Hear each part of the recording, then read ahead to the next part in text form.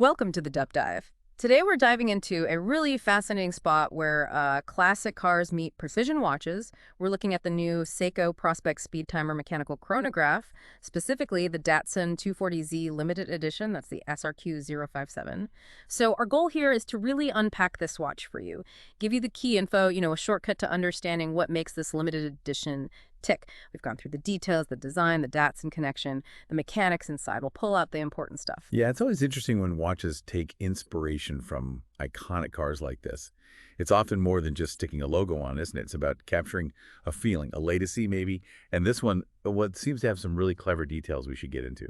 Okay, yeah, let's unpack this, starting with, what you see first, the look, and that Datsun 240Z vibe.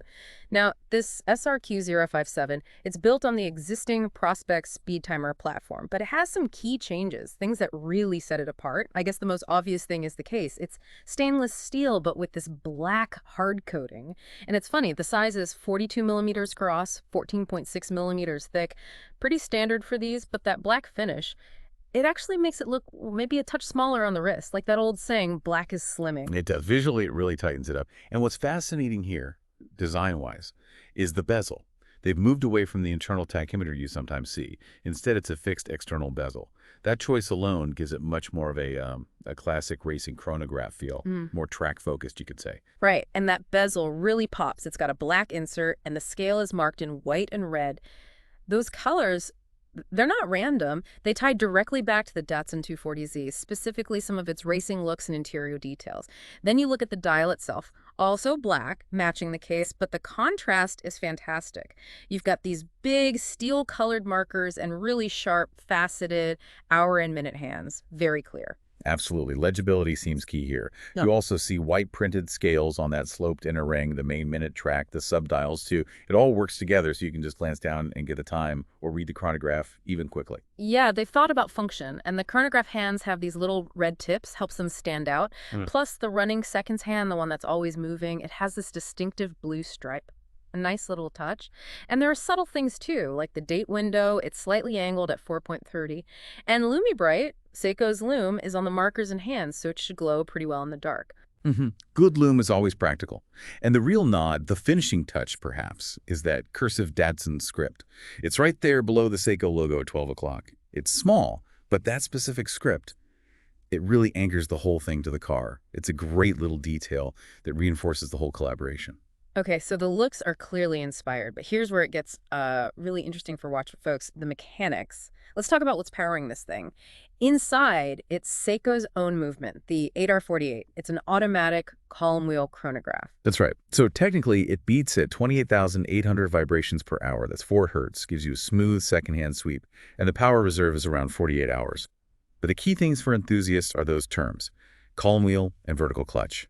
What that really means for you, the user, is that the chronograph, the stopwatch part, starts, stops, and resets really smoothly, very crisp. No stutter or jump when you engage it. It's a sign of a more sophisticated chronograph design. Okay, so that precision. You actually feel it when you use the pushers, the ones on the side of the crown. They look like classic pump pushers. You do, yeah. Especially compared to maybe simpler chronograph mechanisms. The column wheel tends to give a more positive click feel. And the vertical clutch, as I said, stops the hand from jumping when it starts. So yes, even if you're not a total watch nerd, you'd likely notice that smooth, precise action. It just feels quality. Yeah. And, putting this into context, having an in-house movement like this, especially a column wheel chronograph, is pretty significant for Seiko at this price point. It really shows their watchmaking capability. It's the sort of thing you often find in, well, much more expensive watches. Right, add some serious credibility. Now, let's talk about getting one. This isn't exactly a mass market piece, is it? It's a limited edition, very limited. Actually, only 500 pieces are being made for the entire world. And the price reflects that exclusivity and the movement inside. It's listed at 3,500 euros, so EUR 3,500. And how does it attach to your wrist? It comes on a black calfskin leather strap, seems fitting, secured with a stainless steel folding clasp. Yeah, a solid strap choice. And just to round out the specs from the source material, the case, as we said, stainless steel with that black coating, brushed and polished finishes. The crown and pushers are black too, matching the case. The crystal over the dial is curved sapphire, and it has an anti-reflective coating on the inside, which is good. And the case back is solid, not see-through, but it features the Datsun logo etched on it. Another nice commemorative touch. So wrapping this all up, what does it all mean for you if you're interested in this? Well, Seiko Prospex Speedtimer SRQ057 really feels like a carefully considered blend. You've got the automotive history, that Datsun 240Z connection, done quite tastefully, I think.